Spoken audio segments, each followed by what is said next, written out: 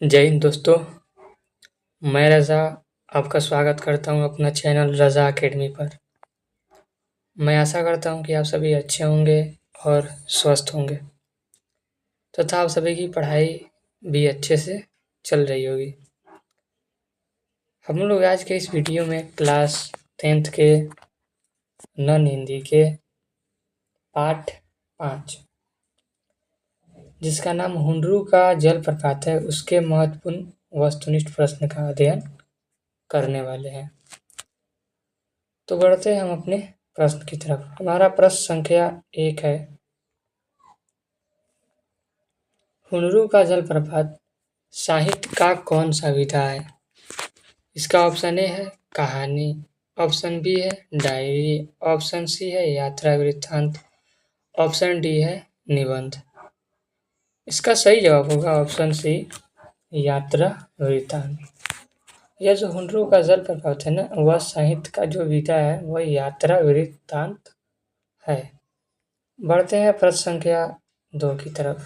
हमारा प्रश्न संख्या 2 है, हुंडरू के जलप्रपात के लेखक कौन है? इसका ऑप्शन ए है विनय कुमार, ऑप्शन बी है रामवृक्ष वेनीपुरी, ऑप्शन सी है अरुण कमल, ऑप्शन डी है कामता प्रसाद सी काम। तो इसका सही जवाब होगा ऑप्शन डी, कामता प्रसाद सी काम। बढ़ते हैं प्रश्न संख्या 3 की तरफ। यह बोल रहा है कि हुंडरू का जलप्रपात रांची से कितना दूर है? जो हुंडरू का जलप्रपात है वह रांची से कितना दूर है? इसका ऑप्शन ए है 14 मील, ऑप्शन बी है 13 मील, ऑप्शन सी है 50 मील, ऑप्शन डी है 27 मील। तो इसका सही जवाब होगा ऑप्शन डी, 27 मील। बढ़ते हैं प्रश्न संख्या 4 की तरफ। यह बोल रहा है कि पुरुलिया रोड से हुंडरू की दूरी, जो पुरुलिया रोड था उससे हुंडरू की दूरी कितना था? इसका ऑप्शन ए है 3 मील, ऑप्शन बी है 13 मील, ऑप्शन सी है 23 मील और ऑप्शन डी है 33 मील। ऑप्शन डी है 33 मील। तो इसका सही जवाब क्या होगा?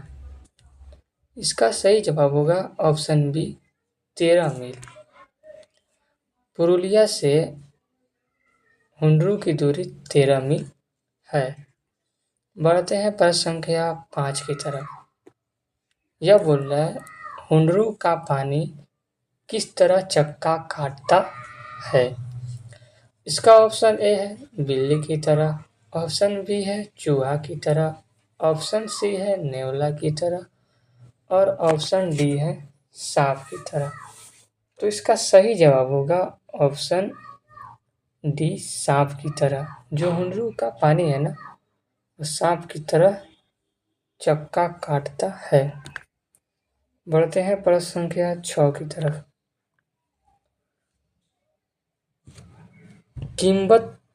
किंवदंती के अनुसार हुंडरू से कितने मील की दूरी पर कुछ लोग ने हुंडरू से भी कई गुना बड़े प्रपात को देखा? इसका ऑप्शन ए है 10, ऑप्शन बी है 15, ऑप्शन सी है 5, ऑप्शन डी है 7। तो इसका सही जवाब होगा ऑप्शन डी, 7। बढ़ते हैं प्रश्न संख्या 7 की तरफ। क्या बोल रहा है, रांची से पुरुलिया सड़क पर कितने मील जाने के बाद हुंडरू पहुंचने वाली सड़क मिलती है? Option A 20, option B 35, option C 10, option D 14। इसका सही जवाब होगा ऑप्शन डी, 14। बढ़ते हैं प्रश्न संख्या 8 की तरफ। यह बोल रहा है, हुंडरू की शोभा कैसे बनी? जो हुंडरू की शोभा बनी है वो कैसे बनी है? ऑप्शन ए सरकार के द्वारा, ऑप्शन बी प्रकृति द्वारा, ऑप्शन सी घाटियों और नदियों द्वारा, ऑप्शन डी वहाँ के निवासियों द्वारा। तो जो हुनरू की शोभा है वह कैसे बनी है? तो इसका सही जवाब होगा ऑप्शन बी, प्राकृत के द्वारा। जो हुनरू की शोभा बढ़ी है वह प्राकृत के द्वारा बढ़ी है। बढ़ते हैं प्रश्न संख्या 9 की तरफ। प्रश्न संख्या 9 है हमारा, जैसा हुनरू का झरना वैसा उसका मार्ग, यह किसने कहा? जैसा हुनरू का झरना वैसा उसका मार्ग, यह किसने कहा? ऑप्शन ए लेखक ने, ऑप्शन बी लेखक के दोस्त ने, ऑप्शन सी सैलानियों ने, ऑप्शन डी वहाँ के निवासियों ने। इसका सही जवाब होगा ऑप्शन ए लेखक ने। यह जो लाइन है कि हुनरू का झरना वैसा उसका मार्ग, यह लेखक ने कहा। बढ़ते हैं प्रश्न संख्या 10 की तरफ। यह बोल रहा है, हुनरू का जलप्रपात में किस संस्कृति का वर्णन किया गया है? जो हुनरू का जलप्रपात नामक एक यात्रा वृत्तांत है, इसमें किसकी संस्कृति का वर्णन किया गया है? ऑप्शन ए आदिवासी संस्कृति, ऑप्शन बी मुस्लिम संस्कृति, ऑप्शन सी सिख संस्कृति, ऑप्शन डी ईसाई संस्कृति। इसका सही जवाब होगा ऑप्शन ए आदिवासी संस्कृति का वर्णन किया गया है। बढ़ते हैं प्रश्न संख्या 11 की तरफ। स्वर्णरेखा नदी का उद्गम स्थान कितना मील आगे आकर हुनरू का झरना है? स्वर्णरेखा नदी के उद्गम स्थान से कितने मील आगे आकर हुनरू का झरना है? ऑप्शन ए 20 मील, ऑप्शन बी 50 मील, ऑप्शन सी 60 मील, ऑप्शन डी 100 मील। इसका सही जवाब होगा ऑप्शन ऑप्शन बी 50 मील। बढ़ते हैं प्रश्न संख्या 12 की तरफ। यह बोल रहा है, छोटा नागपुर लेखक की दृष्टि से क्या है? छोटा नागपुर जो है वह लेखक की दृष्टि से क्या है? ऑप्शन ए नर्क, ऑप्शन बी जंगल, ऑप्शन सी स्वर्ग का टुकड़ा, ऑप्शन डी बियावन भूमि। तो लेखक के दृष्टि से जो छोटा नागपुर है वह स्वर्ग का टुकड़ा है। इसका सही जवाब होगा ऑप्शन सी स्वर्ग का टुकड़ा। बढ़ते हैं प्रश्न संख्या 13 की तरफ। यह बोल रहा है, हुनरू का जलप्रपात के पास किसने बंगला बना दिया है? जो हुनरू के जलप्रपात है उसके पास किसने बंगला बनवाया? ऑप्शन ए जिला बोर्ड ने, ऑप्शन बी वहाँ के राजा ने, ऑप्शन सी प्रधानमंत्री ने, ऑप्शन डी मुख्यमंत्री ने। इसका सही जवाब होगा ऑप्शन ए जिला बोर्ड ने। जिला बोर्ड ने वहाँ एक बंगला बनवाया है। बढ़ते हैं प्रश्न संख्या 14 की तरफ। ये बोल रहा है, हुनरू का जलप्रपात संस्कृति की विशिष्टता को उभारने वाला यात्रा वृत्तांत है। मतलब किसके संस्कृति के विशिष्टता को उभारने वाला यह यात्रा वृत्तांत? ऑप्शन ए आदिवासियों के, ऑप्शन बी बहुलवादियों के, ऑप्शन सी सामाजिक के, ऑप्शन डी इनमें से कोई नहीं। इसका सही जवाब होगा ऑप्शन ए आदिवासियों के। बढ़ते हैं प्रश्न संख्या 15 की तरफ। यह बोल रहा है, हुनरू का जलप्रपात पाठ में जलप्रपात के साथ किसके सुंदरता का वर्णन किया गया है? मतलब ये जो पाठ पढ़ रहे हैं इसमें जलप्रपात जिसका अर्थ झरना होता है उसके अलावा और किसका वर्णन किया गया है?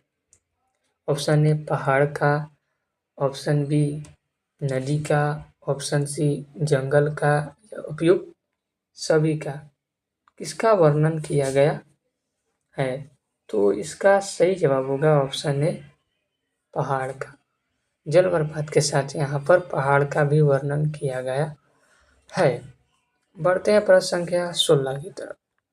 यह बोला, स्वर्ग रेखा नदी स्वर्णरेखा नदी कहाँ गिरती है? ऑप्शन ए हिंद महासागर में, ऑप्शन बी अरब सागर में, ऑप्शन सी बंगाल की खाड़ी में या ऑप्शन डी गंगा नदी में। इसका सही जवाब होगा ऑप्शन ए, नहीं, ऑप्शन सी बंगाल की खाड़ी में। जो स्वर्ण रेखा नदी है ना, वो बंगाल की खाड़ी में जाके गिरती है। बढ़ते हैं प्रश्न संख्या 17 की तरफ। यह बोल रहा है, लेखक को हुंडरू के जलप्रपात का वातावरण की सुंदरता ऐसे मालूम होता है मानो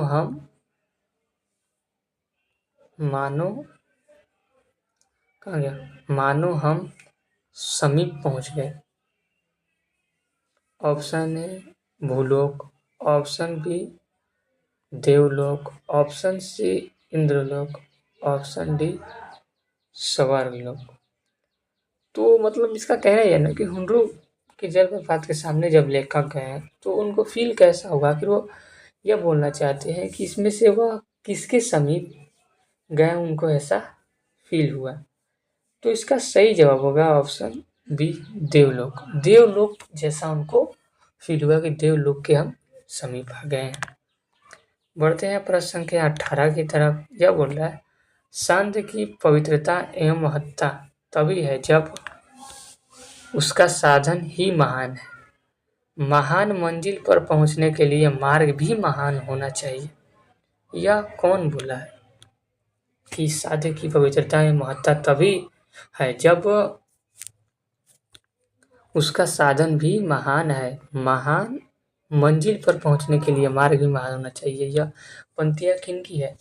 option A Vivekananda, option B Mahatma Gandhi, option C Dayananda Saraswati, option D Rabindranath Tagore. तो इसका सही जवाब होगा ऑप्शन बी महात्मा गांधी। ये जो भी पंक्ति अभी हम पढ़े, यह महात्मा गांधी ने बोला है।